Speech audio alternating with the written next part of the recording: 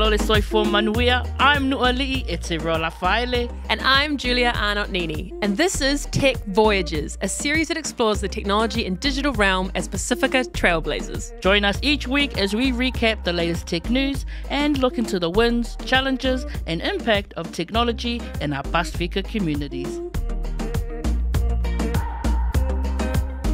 Welcome back to the last episode. Oh, I love how you looked like you were going to cry and I started laughing. Right? No, because honestly I was like, oh my gosh, it's the last. Won't be the last forever. No. But welcome everyone to our last episode.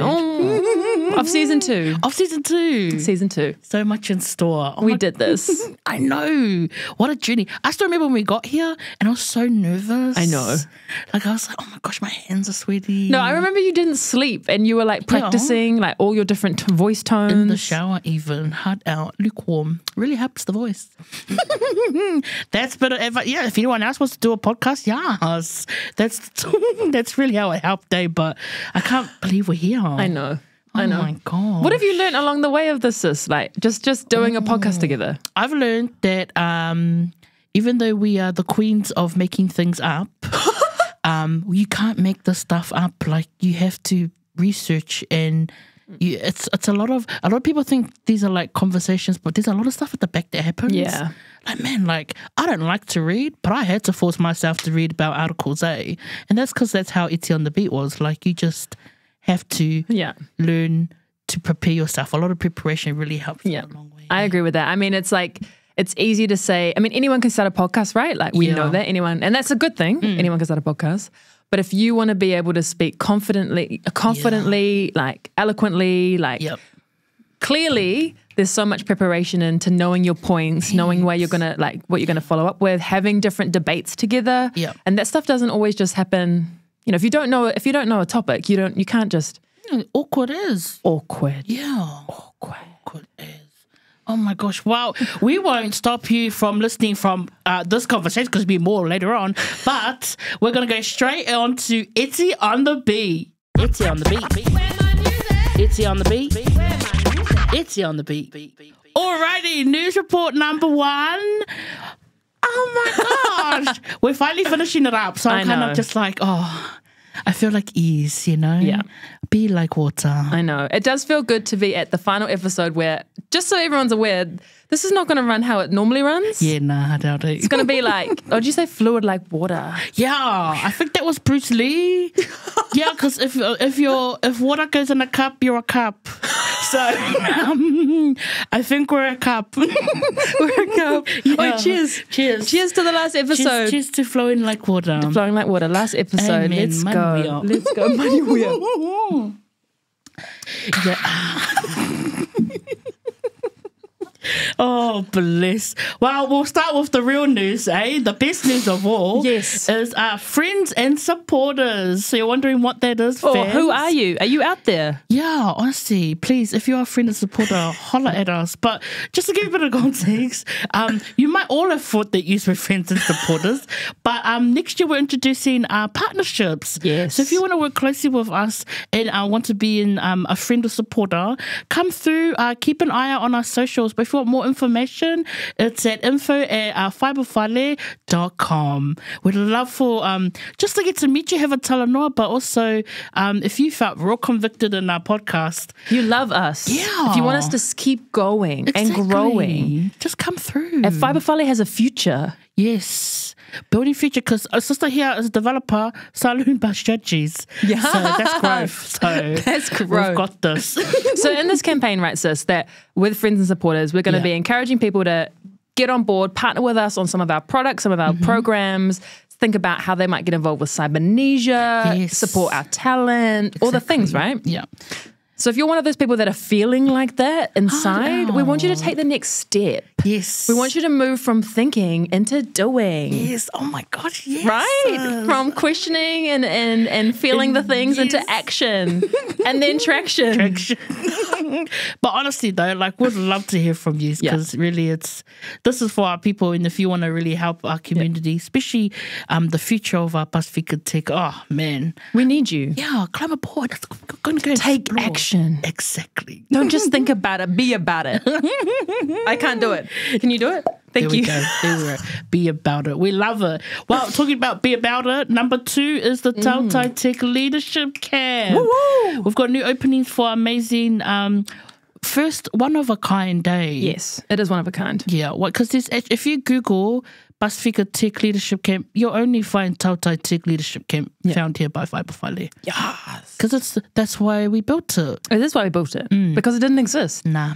Nothing. And so what we want to see is for all of those, I'm going to say all of those, Pasefika Tech professionals that are working in the tech industry, if you want to find new community, new knowledge, new ways of feeling authentic in yourself and how you show up, we are for you. Yes, and the openings are coming in April and May. Yes. So keep an eye out. Man, 2024 is going to be I big. know. So the camps are being delivered in April and May. Yes. But we're going to put out expression of interest end of this year. We want to know if you want to think about it, be about it, do about it. I'm running out of about it. But be the change. Oh, okay, I'm sorry. Straight up, like if you want to be that change, then hop on a board. Would love to change your life. Yes, change your life. Well, what else can change your life is our industry funnels 2024. So this year we had a lot of industry funnels, which are kind of like it's like a networking event, but really for all of us to come around a circle, have cover, talk to each other about what it feels like to be Pasefika in tech. But really, it's just to bring us together. Yeah, totally. Like it's not cool. We always talk about this too. It's not good for us to be in silos. Yes. So coming together, having cover, and speaking about truth is mean. So come through. Oh my gosh, there's so much cool things happening. I know, that's so good. And all of these funnels, they're like, just so everyone knows, they're for free. Yeah. There's food, there's cover, there's Prizzy cards. Oh my gosh, yes. You know, there's a whole bunch of benefits. And if there's one thing I know about, how you can survive in an industry that doesn't look like you or feel like you, it's through community. It's through connections and it's through fellowship. And that's exactly what we're trying to facilitate with our industry fibre funnels. Yes. With that being said, we got number 4, which is our community fibre funnels as well. So these are different to the industry, where we actually go out and outreach and actually educate and also facilitate for our community. So that could be like a coding class, or even just helping everyone understand about digital equity. Totally. Yeah, so that's coming in. So we'll be delivering some in Auckland and up north. Let's go. Yeah. So if you'd like to come through, follow us like always, but we will always be on the road. And one of the things we do want to know is if you want us to show up at your community, if you want us to come and talk to your school, we love talking to young people. No offense, but they can be shady, and it feels like I've really got to try and put my best cool foot forward. Like, man, I really got to get over, make them feel like I'm about it. But we're here for it. We go and do talks in churches and schools and community organizations, and we want to keep doing that, and we want to keep being able to show up across Aotearoa and just show that we exist, right? Yeah, you cannot be what you cannot see. Amen. And so we're everywhere. Everywhere. I don't know why I'm flying. We need a bus. Oh yeah, if someone, any car manufacturers, car organizations want to sponsor a Whaipawhale van. Because I'm real good at driving events, by the way. Yeah. 12-seater, 24-seater, all goods. All goods. And then we could do a road tour. What is it? No, not even a road tour. Yeah. A show? No. Road show. Yeah. Oh my gosh. I'm embarrassed. No, don't be. Road show. Yes. A Whaipawhale road show. Oh my gosh, I'm so excited. Yeah, so please let us know. Yeah. We our DMs are open, our emails are open for you. Plus a playlist. Yes. On the road again. I feel like we should make that playlist open for all to join. Yeah, hard out. Yeah, we should live stream. Exactly. Oh my gosh. The content. Yes. The podcast could go on the road. Yeah, hard out. Oh my gosh, hard out. You can listen to this on the road. We'll get you from Auckland to Wellington just like that, fam. Just like that. Oh, wow. Well, last and not least, what it's on the beat is, if you like hearing us here, imagine us at your conferences, at your team building areas, or whatever you call it, because we are actually officially speakers for Whaipawhale. Yes, we are. So Eti and I have been doing speaking for a while now, in a raft of different ways and plays, but what we've decided to do now is we're open and available right through Whaipawhale. So if you want to get a hold of us, if you want to know how you can get us involved in your podcast even, at your keynotes, and your panels, at your conference, I don't know, if you just want us to hang out with you. Yeah. But not for free. Yeah, nah, you got to be something, Yeah. paid work is what we're all about here. We're really important because the more that we're able to acquire for Whaipawhale, the more that Whaipawhale has a future. And that's what we're about. Financial sustainability. Oh, those are real words. But there's a lot of back work that happens for all the speaking stuff. So it's just important to add in there too, because there's a lot of prep work. But man, you will never regret having us on your. And I will say we're already being booked out for 2024. So if you want to get in, you got to get in quick. Get in those calendars because we are in demand and we're about it. I know. Oh my gosh. Wow, ladies and gentlemen, boys and girls, and everyone listening today, this is the last Eti on the Beat for 2023. Eti signing out. See you then. Let's go. Eti on the Beat. Eti on the Beat. So on this final, sad, celebratory, reflective season episode thing of number 12 of Tech Voyagers, we are going to talk about, our reflections. All the things, I guess. All the things. From episode 1 or from, I guess episode 1, we could go back to episode 1 because it's been a while now. It's been a few months now. Yeah. I mean, across the year, we're going into, so we're making quite a big decision as an organization to actually take a pretty, a substantial bit of time off. Yeah. Because we actually didn't, last year, over 2022 to 2023, we didn't take any time off. We basically maybe had, we just ran all the way through December almost, had to come back early in January and have just been running ever since. And so this year, what we're going to actually do is shut down at the beginning of December, all the way through to the end of January. Oh, it's crazy, eh? It's crazy. It's huge. And that's like a very brave step for us to be like, actually, we're going to step back, prioritize health and well-being, prioritize the team, prioritize ourselves. And so it's been coming into that moment, sis, coming down, I guess slowing down a little bit lately. How are you feeling over the past year? Yeah, I'm just trying to blink because, last year. Trying to blink? Yeah, because remember I left, I was still working at Zero at the same time. Yeah. So I'm so used, even before Zero, I used to always work until Christmas Eve. And then you jump back up on the first week of Jan. Yeah. So I'm just like, wow, is this my life?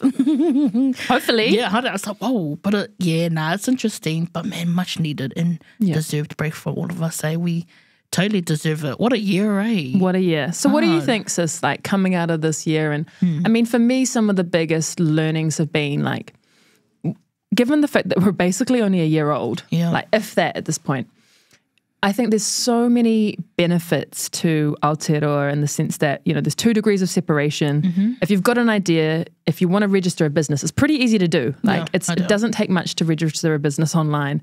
That's just the registering side. The building is another part. But the benefits of starting something, building what we have done with Whaipawhale in the past year around having the connections we already had, because we had personal brands before this. Yeah, we did. I think again, I want to say yes, Whaipawhale has elevated us to a degree, but we were people and things and doing already.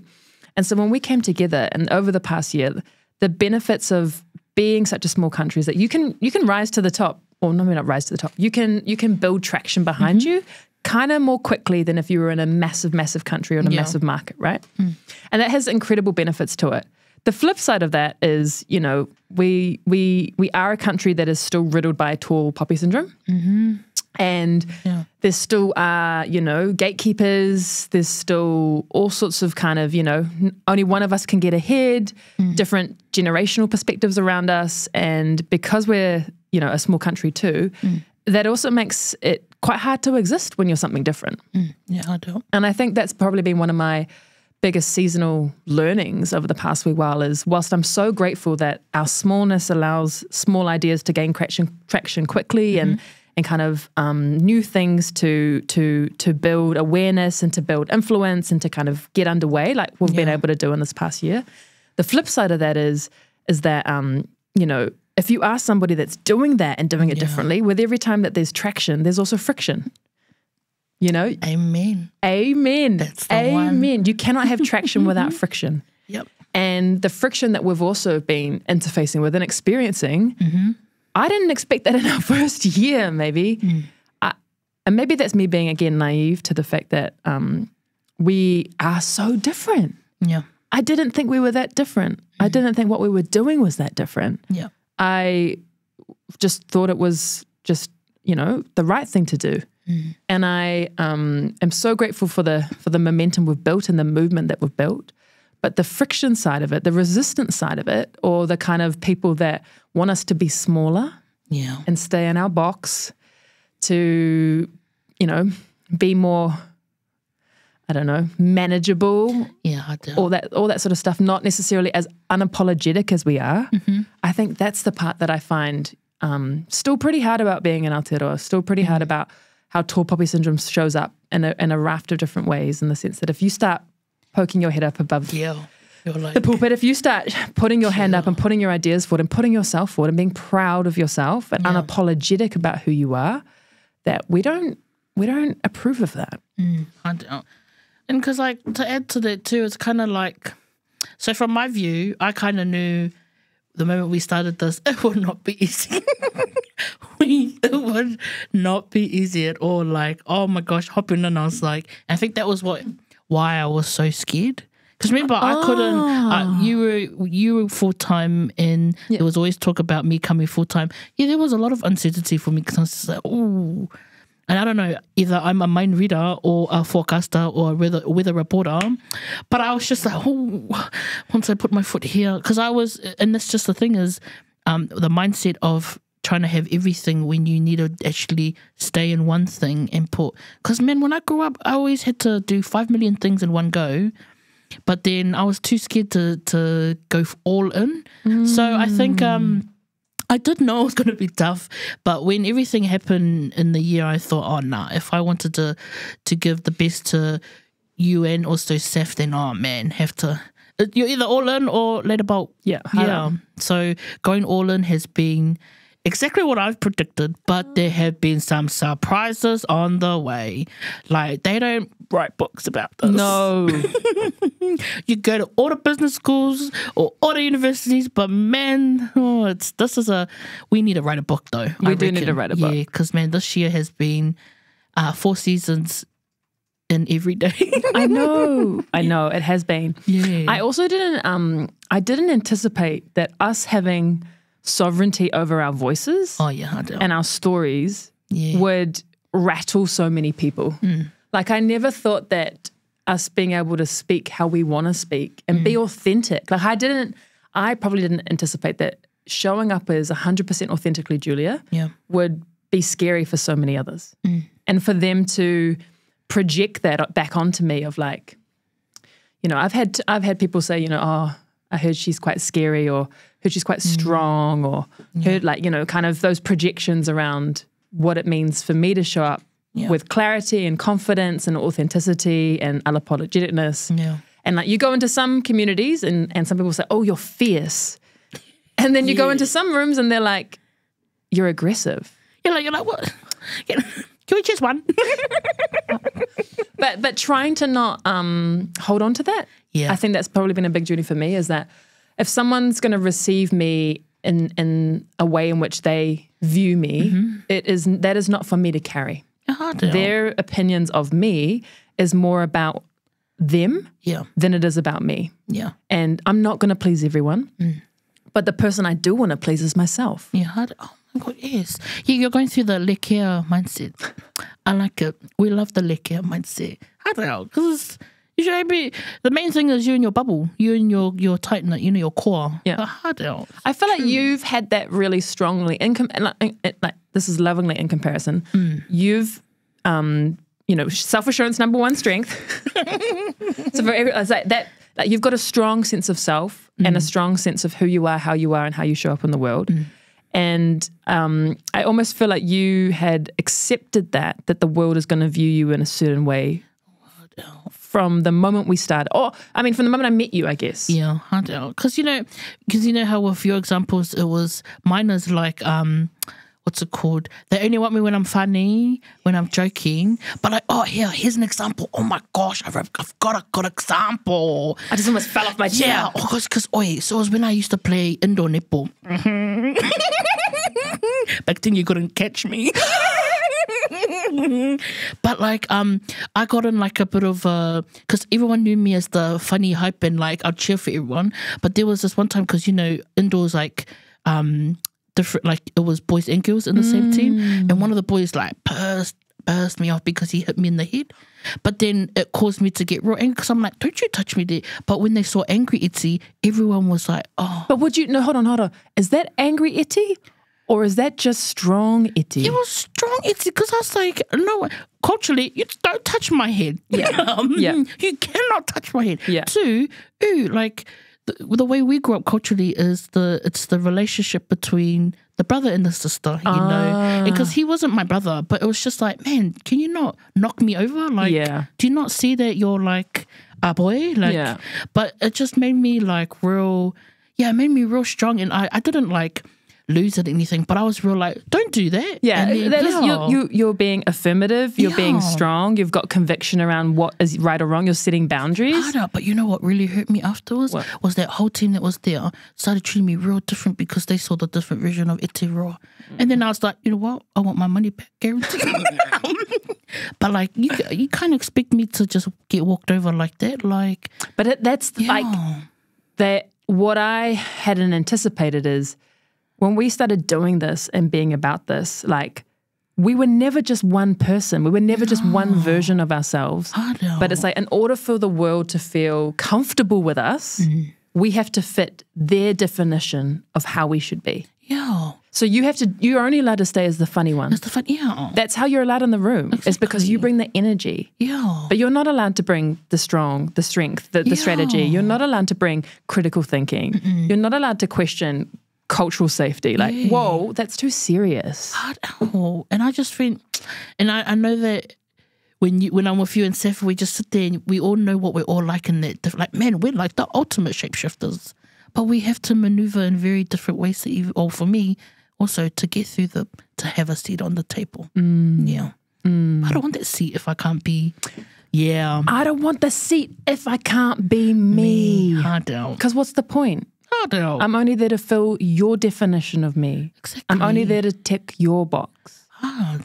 And I do find that has been, we talk about like going through almost like a grieving process of realizing that although we've built our own company, and although we now are sitting in a place of decision-making control, essentially, over what we're doing and how we're doing it and how we're showing up, there's also all of this resistance to it, depending on how much we want to show 100% authenticity. I don't. Because it's uncomfortable and it's shaking other people's cause because they're not used to it. Not comfortable. They're not comfortable. And I reckon that's probably been like trying to then find ways in which we can always come back to ourselves and find spaces which we can be authentically ourselves. And then also knowing when, one of my things that my coach has been teaching me about, Julia, you decide who gets 100% you. I don't. You decide when you want to give 100% confident, clear, courageous version of Julia. Yeah. And when you actually just want to give, I don't know, I guess a more passive version. Just so that you save yourself energy. Yeah. Because showing up every day at 100% Julia, the friction that will occur is going to wear me out. Yeah. And the amount of therapy I'm going to need. Yeah, I don't. It's for your safety. For my safety. Yeah. Oh my gosh. That was great. That was great. Yeah. What about, I'd say too, sis, one of the other things I think about from like big learnings out of this year. Oh my gosh, I don't. It's like we came into the year and we were doing a lot. Heaps. A lot. Yeah. And we haven't talked about this. I don't know if we've talked about this on the podcast before, but I went through a period of burnout and wasn't quite able to take the time off at the time that I needed, but this is sort of why we're taking so much time off during the summer season. And recognizing that it's such a balancing act in terms of, trying to build credibility, trying to build proof points that we are doers, not just talkers. I don't. Trying to make sure that we're able to show up and really prove ourselves to a raft of different groups that we're not just doing this for fun, like we're taking it really seriously. And then also trying to keep ourselves well. And then also trying to, when people are like, you need to hire more, you need to grow more, it's like you're also building a team takes a lot of time and energy too. Like, and juggling and sort of falling over a little bit and stumbling, like naturally stumbling along the way, and then going, okay, actually we should refine back down. Yeah. We should scale down almost to scale back up, or like refine how much we're doing in order to last to a longer period, but still trying to meet this tension of like we don't get second chances. Nah, and we're a high performing team. That's really what, and because of the second chances is the reason why we're just shooting the stars. We're under a state of urgency because people expect us to fail.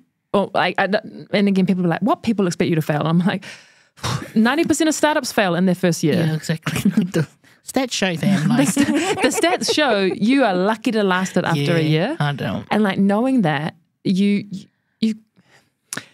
I mean, so many of the profiles of entrepreneurs, you have to be obsessed. Yeah, I know. You have to be obsessed with the problem. You have to be obsessed with what you're trying to solve. Like you have to have a single-minded focus. Yeah. And yes, looking after yourself is critical. Founder well-being, like there's a lot of work that's happening around founder well-being and how do you keep yourself well. But we also operate within a system that expects productivity. Yeah.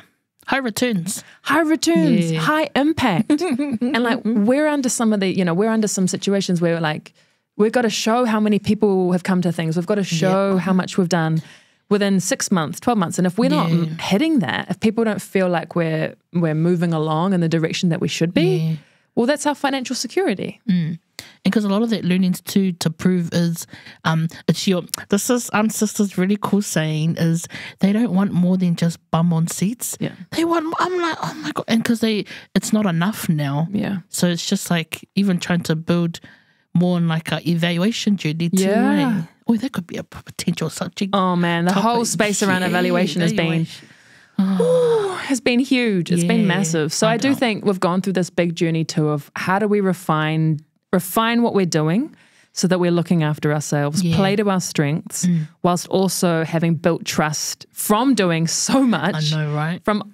I think we couldn't have got to that point unless we'd over-delivered like we have. Yeah. But then I feel like if we didn't over-deliver, it wouldn't give us enough space to grow. Like, especially for me, man, my gosh, I'm a doer. But man, that shift was, for those that don't know, I cried when I had to shift because I was so used to just doing stuff. But man, it was worth it. Yeah. Yeah, I don't. Is it takeaway time? It's takeaway time. The last takeaway. The last takeaway, all wrapped in your glad wrap and ready for you to go. I'll go first then. Yeah, go first. My first takeaway is it's about like when you're building something, it's easy to say being passionate and always believe it. But like what the sister said, man, you got to be obsessed with it, eh? But a big thing is that it requires a lot of TLC. So this week I went to go see my sister. She had her baby. And I think that kind of came intertwined about how when you build something passionate, it comes in stages. Oh, tell me these stages, So like the first one's like a newborn. Oh, you look, the idea's great. You smell amazing. Baby smell nice. And that's really kind of like the nurture and you'll get tired because it's like the starting point because, babies stay up all night. But, your passionate business will keep you up all night. Like everything will make your mind race. Infant, when it reached the infancy, a lot of learnings. And then toddler is the challenges.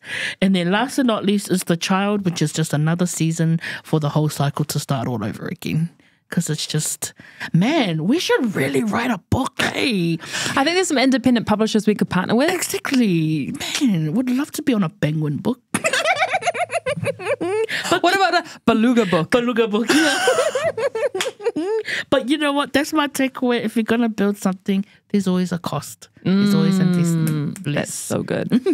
Oh, well, takeaway number 2, it kind of speaks to the lesson I brought out earlier is that in order to be anyone that drives something new or to be anyone that wants to see a change, you need to accept and come to peace with that where there will be resistance. Yeah, I don't. That you will face friction, resistance, you will face haters, you will face people that want you to be smaller, that will project their insecurities on you. That's kind of like part of the journey. Yeah. And that to show up and be that person that wants to drive change or be an advocate or kind of, speak truth to power and see systems change, that's a lifestyle. it's a lifestyle. And I don't mean that it's not in a fame way. It's a lifestyle in terms of it comes with costs. Yeah. Like you say, there's invisible ties to what you do. It comes at emotional costs, mental costs, everything. And recognizing that and then deciding how much of yourself do you want to give at any given point is I guess the learning and progress for me around when and where do I show up at 100%.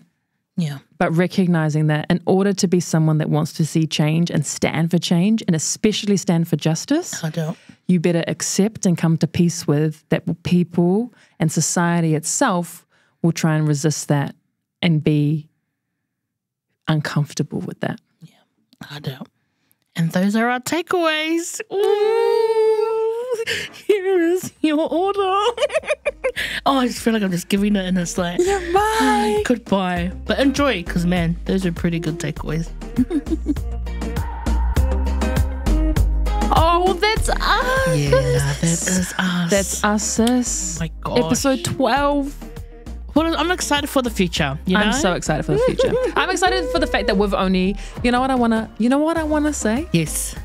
You know what I want to say is, say it, sis. If you thought that this was our final version, I know, right? You got no idea what's to come. I know, how dare you?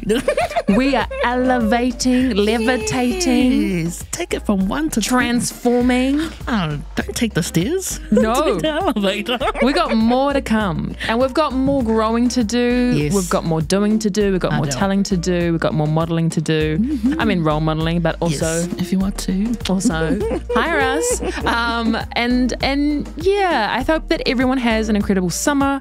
I hope that you come back for what we hope to have as season 3 next year. Let's go. And I hope everyone keeps in touch too. I hope people reach out. I don't. And if you see us on the street or anywhere, just come say hi to us. Come say hi. Or just come to our events that we mentioned for next year as well. Well, until that season 3 comes around, follow us on Instagram, Facebook, or LinkedIn. And hey, if you've got any ideas for next season, yes, we'd love to hear it. Because oh my gosh, we're not done yet. Nah. We're just getting started. Oh, yes. Well, until season 3, we'll see you then. Tofa Soi 4. You have been listening to Tech Voyagers, brought to you by Fiberfale. It was hosted by me, Julia Arnott-Neenee. And me, Nuali'i Eteroa Lafaele. If you enjoyed this episode, make sure you're following Tech Voyagers on your favourite podcast player so you get new episodes as soon as they land. Join the talanoa and let us know your thoughts using hashtag Tech Voyagers on all socials. And if you want to know more about pathways for Pasefika people in tech, visit fiberfale.com.